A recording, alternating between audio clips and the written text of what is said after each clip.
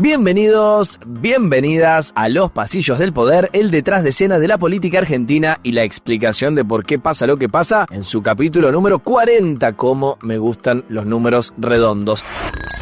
¿Reformas para todos y para todas? Sí, es un chiste con otra etapa de la República Argentina, pero no sirve para esta semana. La Libertad Avanza sigue con la rosca interminable con los gobernadores de toda la Argentina para acelerar la aprobación de las reformas que quiere imponer en el inicio de 2026. Para eso se apoya en un Diego Santilli que se cargó al hombro el vínculo con los mandatarios provinciales. ¿Cómo vienen los números para las sesiones extraordinarias en el Congreso? Y hablando del Palacio Legislativo, buenas noticias para el ecosistema libertario que logró sumar nuevos apoyos para su bloque y en paralelo noticias agridulces para el peronismo que no logra contener a su propia tropa. Los detalles de una Cámara de Diputados y de Senadores para alquilar balcones. Y por último, novedades judiciales para todos los lados de la grieta. Cuadernos, vialidad, las visitas de CFK, la Agencia de Discapacidad y hasta Libra. Si están listos, empezamos.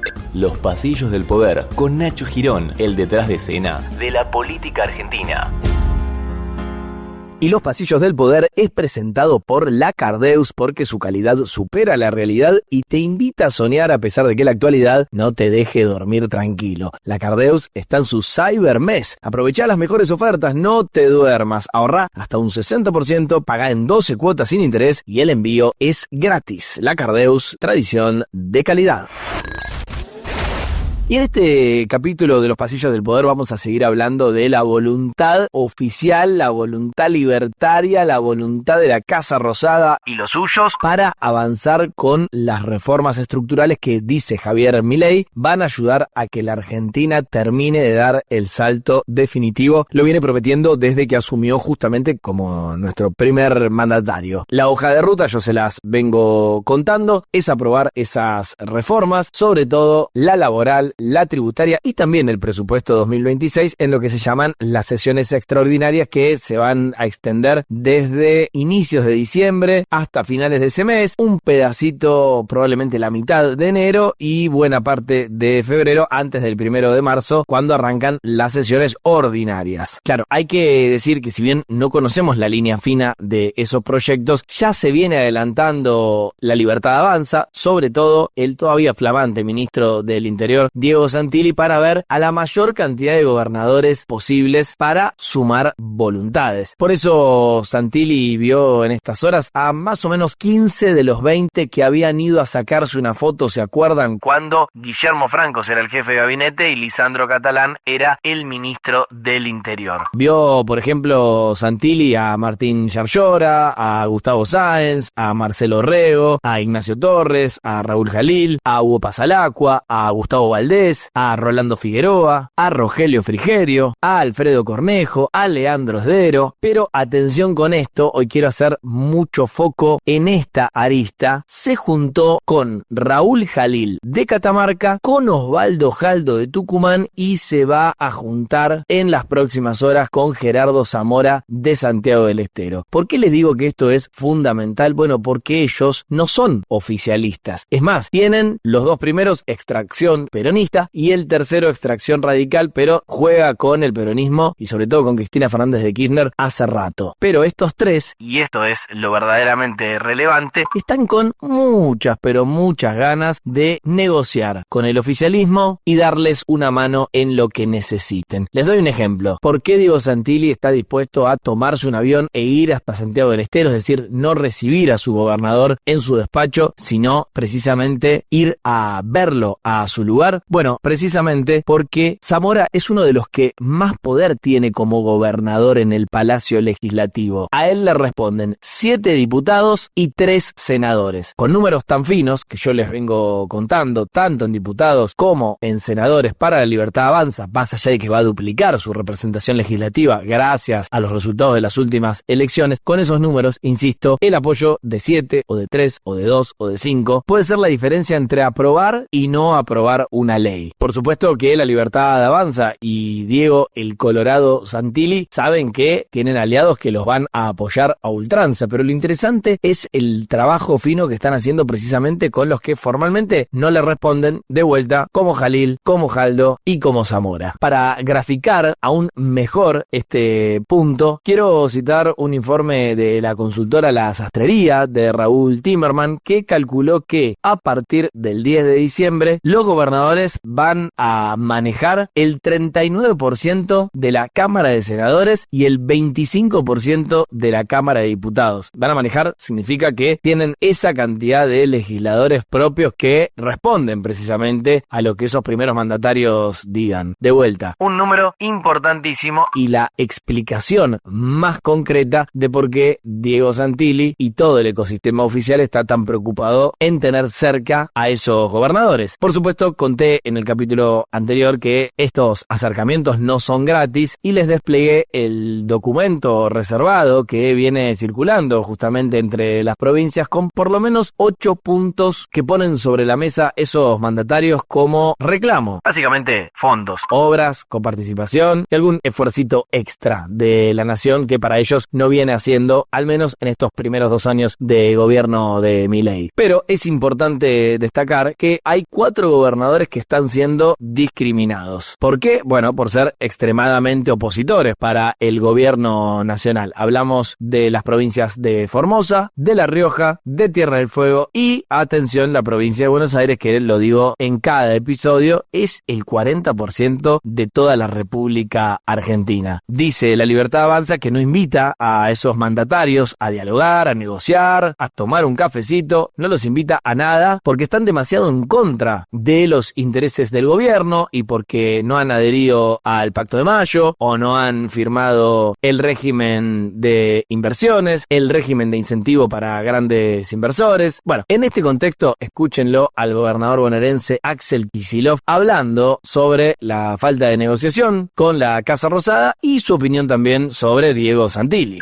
Se cuadruplicó la demanda de alimentos de gente que no puede llevar la comida a la mesa, la demanda de remedios, pues ustedes vieron lo que sale de la farmacia, todo eso recae sobre el gobierno provincial y los municipios. ¿Pensás que Santilli te va a recibir? Es difícil porque el gobierno cambia, mira, ya han cambiado tantas veces a todos los funcionarios, yo espero que los funcionarios que hay perduren y que puedan organizarse un poquito mejor para cumplir sus funciones, eso me encantaría. De nuevo, sea como sea, vamos a seguir muy de cerca este tema porque de estas negociaciones, cuando conozcamos el texto final de cada una de las reformas, vamos a saber qué tanto apoyo, qué tanto músculo, qué tanto sustento tiene Javier Milei para poder pasar esos proyectos en el Congreso Nacional. Ya que venía nombrando a Diego Santilli, quiero confirmarles una información que les había adelantado aquí en Los Pasillos del Poder, y que es que con un decreto en el boletín oficial, el 825/2025, el gobierno modificó otra vez la ley de ministerios y revirtió buena parte de la reorganización de competencias que había hecho hace un par de semanas. El cambio más importante es que las áreas de turismo y ambiente van a pasar a estar efectivamente bajo la órbita de la jefatura de gabinete, obviamente ahora a cargo de Manuel Adorni, pero a esto quería ir, se dispuso la transferencia del Registro Nacional de las Personas, del famoso RENAPER, al Ministerio del Interior, es decir, se lo queda Diego Santilli. Antes, por unas poquitas semanas, el RENAPER había sido asignado al Ministerio de Seguridad de Patricia Bullrich y el Colo Santilli había puesto el grito en el cielo. No sé si lo vieron, pero se hizo viral un tuit de Patricia Bullrich en el que habla de la edición limitada que implica conseguir un DNI, un documento nacional de identidad firmado justamente por la propia Bullrich, porque en estas semanas en las que el RENAPER estuvo bajo su órbita, justamente los documentos salieron con la firma de la Pato. Ahora saldrán con la firma del Colorado. En paralelo, atención también con esto, ya que estábamos mencionando a la Dirección de Migraciones, que sí, en este caso va a permanecer en el Ministerio de Seguridad, se está preparando un decreto específico para reformar esa dirección, dicen en el gobierno, bajo el modelo de Estados Unidos. Quieren crear un nuevo organismo migratorio que de hecho tenga una policía propia con facultades de detención puntualmente en los ingresos al país. O sea, básicamente que Migraciones sea un organismo con una estructura que tenga capacidad operativa propia, como pasa de vuelta en Yanquilandia. Me quiero concentrar ahora en el Congreso, lo teníamos como telón de fondo en todo lo que venimos contando en estos primeros minutos de los pasillos del poder, porque, de nuevo, mientras esperamos los detalles finales de las reformas de Milei, dice el propio Javier Milei que esas reformas son importantísimas. Nosotros no vamos a calmar nuestra vocación reformista, y el apoyo que hemos tenido lo que va a hacer es que aceleremos aún más. Así es que abróchense los cinturones porque van a haber muchas más reformas. Pero hay más. En paralelo a las reformas que pasen como proyecto de ley en el Congreso Nacional, dice nuestro presidente que no hay 1, ni 2, ni 3, ni 10, ni 100, miles de decretos importantes al caer en lo que resta de su mandato. Parece que tenemos una vocación reformista un poquito más intensa. Igual queda mucho para hacer, quédense tranquilos que tengo todavía en el tintero. Para que se den una idea, más o menos todavía quedan 600.000 decretos. El problema es que solamente están digitalizados 70.000, pero lo bueno es que los decretos los puedo eliminar yo, así es que imagínense todo lo que tengo todavía para hacer en materia de reformas.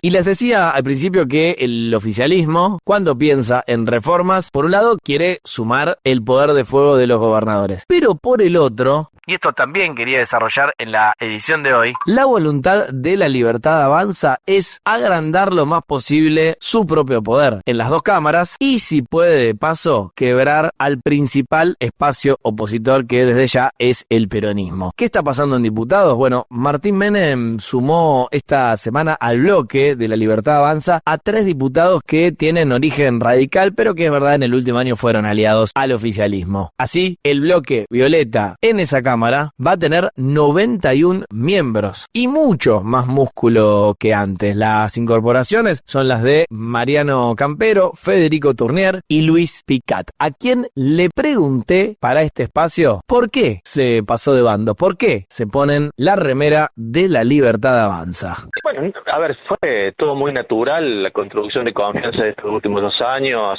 Hace un año yo propuse armar un interbloque junto con el PRO, los radicales, pero bueno, no se dio. Lo armamos nosotros con Libertad Avanza. 3 de nuestros integrantes han sido parte de listas, ya sea provinciales o nacionales, de la Libertad Avanza, y dejar un bloque de 3 haciéndolo costoso para el Congreso, sin oportunidad de estar en comisiones y además con una interacción diaria con el gobierno, es sumamente lógico que estemos dentro del bloque de Libertad Avanza sin condicionamientos partidarios, pero sí siguiendo el lineamiento liberal del gobierno.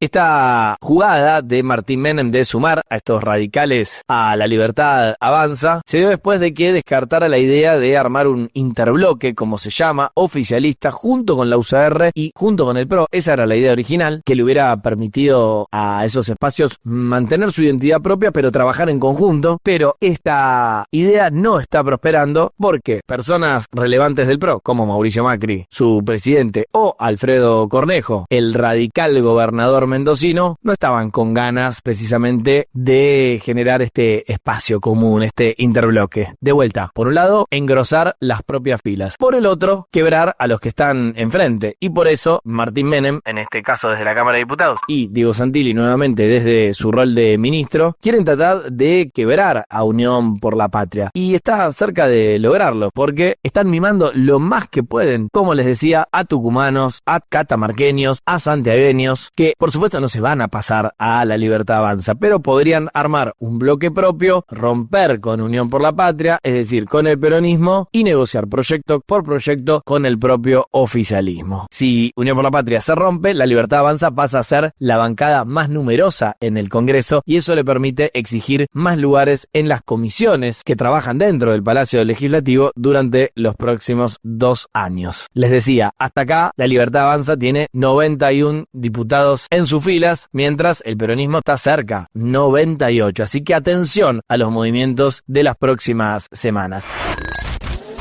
En la Cámara Alta, en el Senado, Bullrich la tiene un poco más difícil para llegar a ser la primera minoría, salvo que haya una fractura muy grande de Unión por la Patria, cosa que no se prevé, porque toda la plana mayor del Partido Justicialista anunció en estas últimas horas la reunificación de sus bloques en el Senado. Hasta acá existía el bloque de Unidad Ciudadana y en paralelo el del Frente Nacional y Popular. Ahora van a ser simplemente el bloque justicialista, todos juntos. Pero ya que estábamos nombrando nombrando a Patricia Bullrich, hoy ministra de Seguridad y desde el 10 de diciembre senadora nacional, fue a la que va a ser su nueva oficina en la Cámara Alta y tuvo una reunión con Victoria Villarroel. La vicepresidenta dijo que fue una reunión cordial, pero le aclaró que no va a hacer ninguna jugarreta para evitar abrir sesión cuando la sesión se tenga que abrir. Lo transmitió, su idea y cómo piensa llevarlo adelante. Y bueno, y yo también le quise comentar cómo es el manejo de la Cámara, porque yo no tengo facultades como para obstaculizar o para, de alguna manera, interrumpir el ejercicio parlamentario en la Cámara. Entonces le quise hacer la aclaración a ella, más que nada, para que ella tenga presente eso, que yo tengo facultades que están muy definidas por la Constitución y por el reglamento de la Cámara, y que apuntan a que se garantice siempre la independencia de poderes y el respeto a las facultades que tiene el Poder Legislativo. Así que de mi parte siempre hubo colaboración, siempre la va a haber.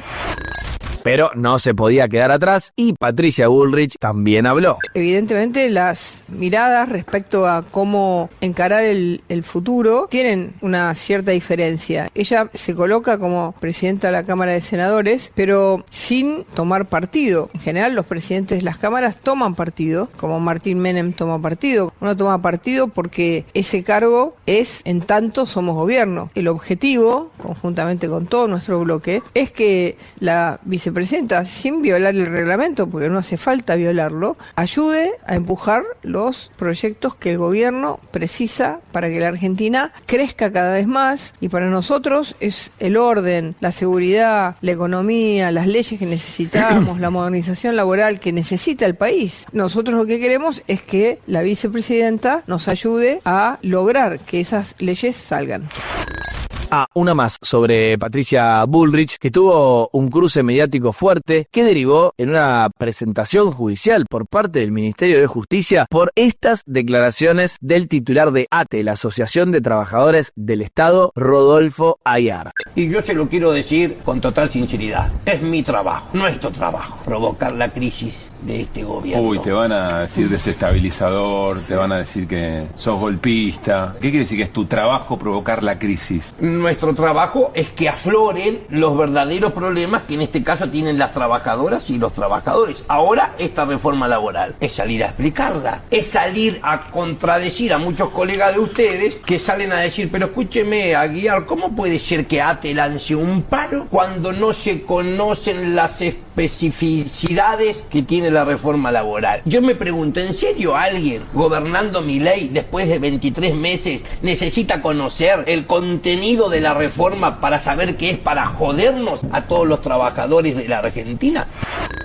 Antes que nada, si bien lo quiso aclarar, muy fuertes y desubicados estos conceptos de Aguiar, que como mínimo fue muy antipático a la hora de expresar su oposición a Javier Milei y como máximo desde ya antidemocrático. Patricia Bullrich lo cruzó al instante, además, como decía, de denunciarlo. Hemos realizado una denuncia contra el señor Aguiar, que se dice sindicalista de ATE. ATE, para que todos lo sepan, es uno de los sectores, el Estado, que no tiene ningún cambio porque tiene una ley de empleo público que los protege casi de por vida. Así que este señor está generando un discurso total y absolutamente golpista. ¿Qué dice Aguiar? Dice, le voy a decir con toda sinceridad, mi trabajo es poner en crisis el gobierno, es decir, atentar contra la vida, el bienestar y la libertad de 46 millones de argentinos.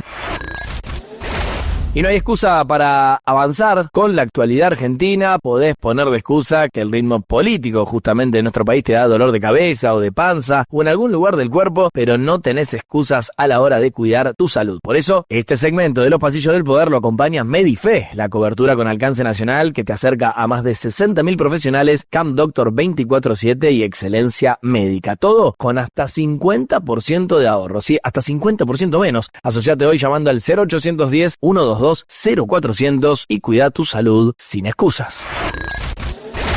Y les decía al principio que hubo novedades vinculadas a la justicia para todos los colores políticos y todos los lados y tribus de la grieta. Vamos a empezar por lo que quizás complica al oficialismo. Antes que nada terminó su labor la Comisión Libra en el Congreso, que dejó en claro que no es fácil investigar al poder cuando el poder está en el poder. Si me permiten este juego de palabras. Pasa ahora, pasa en el gobierno anterior, y pasó en el anterior, y el anterior, y el anterior. Después de casi 3 meses de investigación, los diputados opositores que integran la comisión investigadora del caso de la criptomoneda Libra presentaron su informe final en el que justamente señalan las responsabilidades políticas del presidente Javier Milei y de su hermana Karina, que es la secretaria general de la presidencia, en un hecho que, al menos para los legisladores, se encuadra en una presunta estafa. No dicen los opositores que los Milei sean los responsables directos del posible delito, pero sí dicen que habrían incurrido en negligencia y en mal desempeño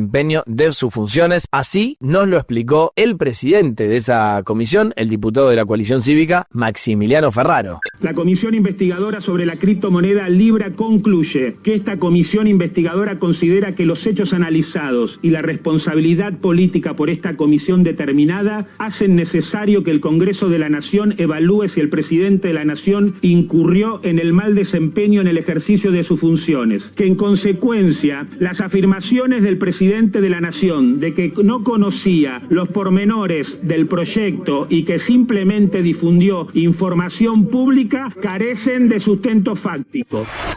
Este documento que se presentó por parte de la Comisión Libra, que, de nuevo, hace mucho hincapié en la ausencia de todo tipo de control interno en esta Casa Rosada para que no sucedan cosas como estas. Ustedes recordarán, ¿no? El 14 de febrero, yo lo conté, Milei recomendó en X una criptomoneda que registró una suba exponencial de su valor, pero después se desplomó y hay muchas personas que se sienten estafadas. Bueno, precisamente Ferraro, en ese contexto, también le tiró varios dardos a la justicia por lo que dice fue su escasa voluntad de investigación. Los dardos van para el juez Marcelo Martínez de Giorgi y el fiscal Eduardo Tayano.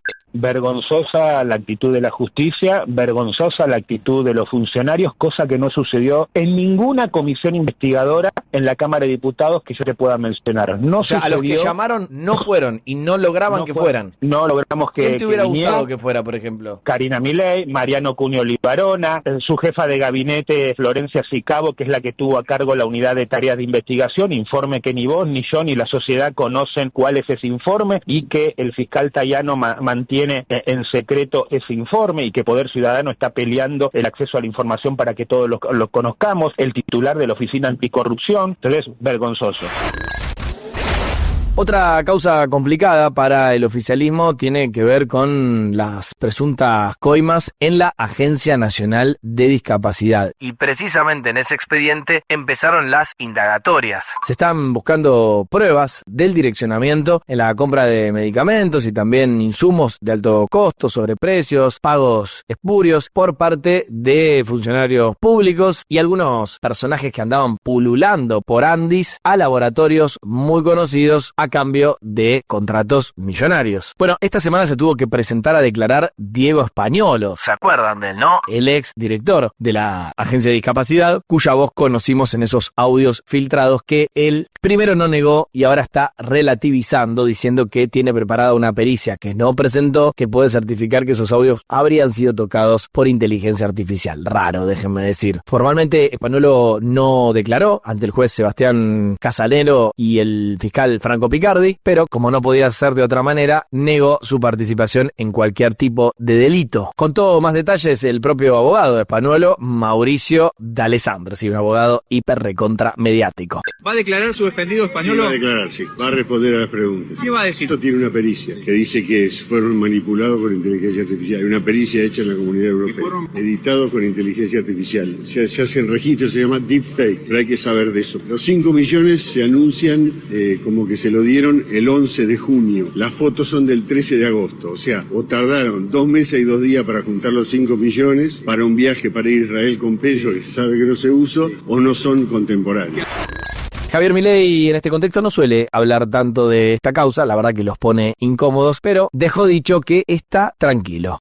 Hay mucha malintención política en mostrar las cosas de manera que no son, pero no quiero entorpecer el actor de la justicia, que la justicia siga actuando, que haga lo que tenga que hacer. Nosotros estamos absolutamente tranquilos y tarde o temprano la verdad saldrá a la luz. Fíjese, por ejemplo, lo que le hicieron a Milman durante 3 años. 3 años lo acusaron de cosas aberrantes y está lleno de cosas así. Lamentablemente la política tiene esa mugre, tiene la complicidad de los medios, entonces a usted, digamos, la política lo juega muy bien esto con los medios, o sea, arman causas.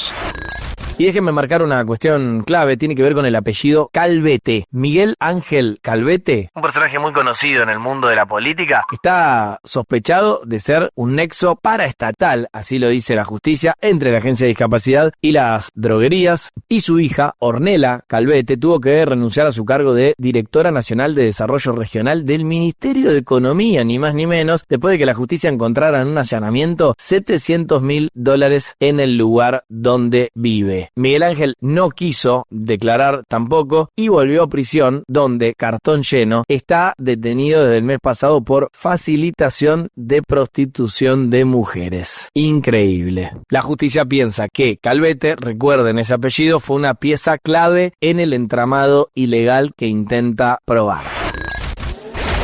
Pero les decía que hay novedades judiciales para todos los colores políticos y esta semana hubo muchos reveses para Cristina Fernández de Kirchner y el peronismo. En primer lugar, el Tribunal Oral Federal 2 ordenó avanzar con el decomiso de algunos bienes de Cristina Fernández de Kirchner, de sus hijos, Máximo y Florencia, y también del empresario Lázaro Báez, entre otros condenados en la causa Vialidad, con el objetivo de cubrir los casi, escuchen bien, 685.000 millones de pesos por los que deben responder precisamente todos los condenados de este expediente. Lo que quiere la justicia es que quienes están condenados por corrupción devuelvan el dinero que le habrían quitado al Estado. Y hay ahí en la mira cerca de 80 propiedades de Báez y sus empresas, un terreno en Santa Cruz de 6.000 metros cuadrados de la expresidenta y un largo etcétera de bienes. Faltan algunas apelaciones, pero es un tema importantísimo. Al mismo tiempo, también por esta causa, la de Vialidad, se conocieron restricciones a la prisión domiciliaria de Cristina. Ahora va a poder recibir visitas extraordinarias de 2 horas como máximo, 2 veces por semana también como máximo, con 3 personas como máximo. ¿Por qué? Porque la propia CFK había difundido en sus redes sociales una foto con 9 economistas peronistas que le fueron a llevar propuestas para el futuro económico de la República Argentina y los jueces entendieron esto como un abuso del beneficio de la prisión domiciliaria. De hecho, acá tengo el escrito del juez que restringe los movimientos de Cristina dentro de su propia casa, que dice textual: la reunión realizada en los términos en los que fue difundida por la propia involucrada no solo demuestra falta de prudencia, sino que además desconoce la naturaleza punitiva de la prisión domiciliaria y desvirtúa los fines que inspiran esta modalidad. No se compadece con la lógica de restricción que caracteriza este régimen excepcional. Por supuesto, se mantienen las autorizaciones para visitas habituales, los familiares, los más allegados, la custodia policial, los abogados y los médicos autorizados para entrar a San José 1111. Hubo novedades judiciales también en el juicio por los cuadernos de las coimas que tiene en el banquillo de los acusados de vuelta a Cristina Fernández de Kirchner, exfuncionario de su gobierno y empresarios que admitieron haber pagado sobornos para mantener sus contratos de obra pública. Al haber 87 acusados y cerca de 650 testigos, este juicio, yo se los adelanté, podía durar hasta 4 años. Bueno, ahora la Cámara de Casación, es decir, una instancia superior de la justicia, habilitó que este juicio empiece a ser presencial y no virtual, 3 veces por semana y no una, y si los jueces lo deciden, que puedan hacer audiencias también durante las vacaciones. Hay un pedido para contratar más personal y habilitar más espacio físico para trabajar, solicitudes que ahora tendrá que definir la Corte Suprema de Justicia, pero la novedad es que se puede acelerar este juicio, que es el más voluminoso de la historia argentina en materia de corrupción. Y hablando del peronismo, el que está cada vez más complicado es el expresidente Alberto Fernández, porque la Cámara Cámara Federal porteña confirmó su procesamiento en la causa Seguros. De esto también hablamos hace unos meses. Y ratificó los procesamientos, embargos y prohibiciones del país del broker de seguro Héctor Martínez Sosa y de su esposa y de paso exsecretaria privada de Fernández, que se llama María Cantero, porque para el tribunal hubo participación directa del entonces presidente con estos dos individuos hiper cercanos a su figura para dirigir la contratación de pólizas de seguro